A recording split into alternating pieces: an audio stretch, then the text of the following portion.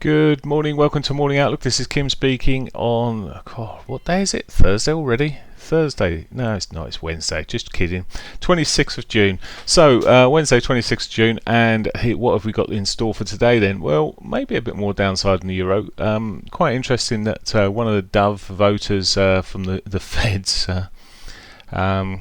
we like to think of him as more of a pigeon, but anyway, Bullard, he spoke yesterday and saw that just ensured that the dollar wasn't going to be sold off forever by even in his dovish view, suggesting that a 0.5% cut in July would be overdone. And also suggested that possibly only 2 rate cuts would be before the end of the year would ensure a soft landing. Now that's pretty much what's already priced into the market, so that was a bit of cheer for the US dollar, and we saw this bearish engulfing candle put in on the euro dollar. So what today? Well, maybe some more.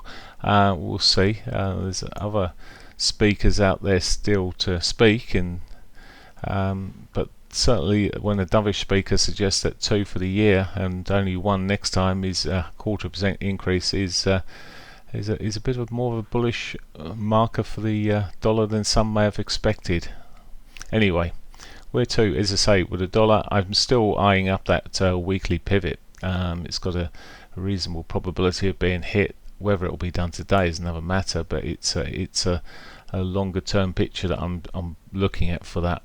So bit bitty yesterday at times, but in the main it's been selling off. Where to? Well, as I say, that weekly pivot looks pretty good.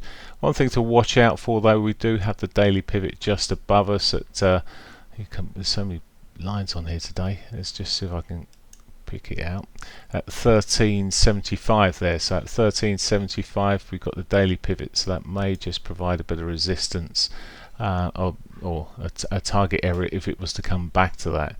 Alternatively, it's almost the old straight line trade here in terms of looking at a break of the lows and looking to play it maybe over a day down to that weekly pivot.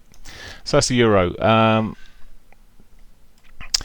It does appear that no great deals will be made on the G20 meeting. It's been pretty made clear, by the way, from the US, but so that might stifle the S&Ps a bit more as well when we come on to that. But I was just filling a bit of time whilst I was finding the right chart. There you go, cable. So bearish engulfing as well. It's over to its weekly pivot. Ran much further than expected yesterday, and it's looking weak again. So it's to me, it's certainly the weakest of the bars here. Maybe we'll see how it fires up after. Well, I'd like to see its daily pivot hit first, always. So just we'll watch post 8 o'clock. It might even give us a small trade towards the 8 o'clock pivot there, 8 o'clock daily pivot there. If it does fire beyond the 60-minute 8, if it can break that sort of level, may give us a trade towards that. My preference though would be to sell into that area, particularly if the 34 or 50 was to come down there. So bearish outlook there on the pound at the moment as well. And if you want a bullish outlook, go and have a look at the yen. It didn't put a bullish engulfing yesterday, managed a bit of a hammer, and it looks like it's heading toward the weekly pivot there at the moment.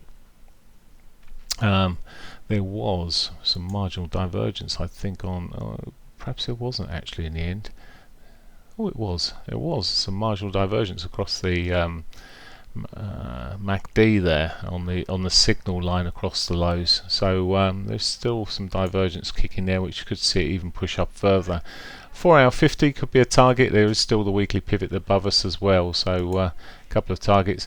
If it does sell off earlier, well, the daily pivot is a near-term target. There's not a lot of pips in it, but 107.10, there's 30 odd pips in it, but so you'd need to be waiting for a bit more confirmation if it was selling or that it is selling off. So but at the moment it does look like it's almost pushing the opposite way. Not quite an inverted head and shoulders, but it's sort of this A, B, and we've put a higher low in confirmed. There's a couple of higher lows confirmed effectively through this new recent high. So the to say weekly pivot, maybe even a push up towards that 60-minute 200, 4-hourly 50. Right, that's the yen. Aussie dollar. If I can find it, there we go. Aussie dollar. Aussie dollar's still doing okay here, and it may be on the back of other news. The New Zealand bank statement was released last night. That didn't get reduced any further, and it may have been seen as a shining bit for the Aussie. Now it has diverged here.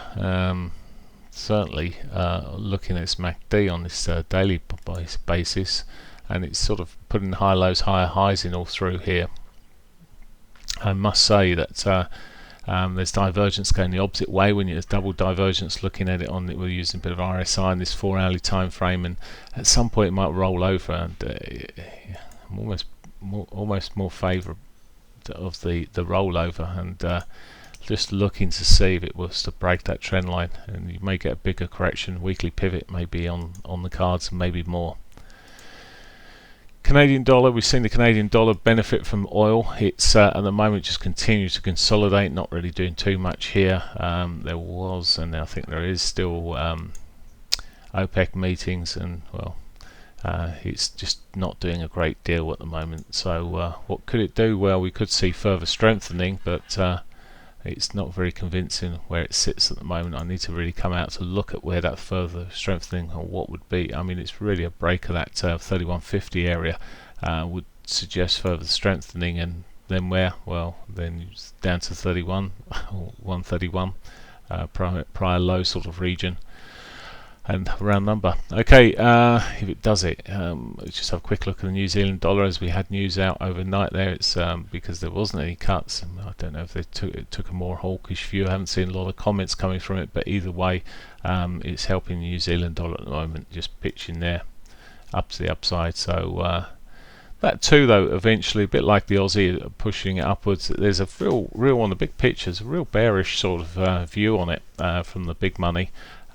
So we'll see. It may just take a little bit of time. There is divergence where we're sitting at the moment, and maybe at some point it will start rolling over. This may be one of those occasions where you actually use a trend line in what I don't like seeing too much, but in this particular case, because it was a spike, but you might draw it across and start thinking about fading or selling it against this upward trend here. As it breaks that level, if it starts breaking down there. That's a New Zealand dollar. And finally, let's have a quick look at the S&Ps here. So struggling news there over from the White House, and we're seeing it's just fallen off those new tight highs there and just rolling back a little bit. Still got the potential, of course, to bounce, but maybe with the unlikely agreement or anything that we'll see an agreement with China at the G20, more agreement to talk more is probably the best outlook here, really, but that might just roll back a little bit. So there we are. That's it for me. Either way, it's very, very quiet, I should say, on these S&Ps. Had a bit of a more solid down move through the second session yesterday, the second half of the session, but here we go. So today we've got very little inflation report out, and then core durable goods for the US at 1:30. So it's 10:15 and 1:30. Have a great one. Bye for now.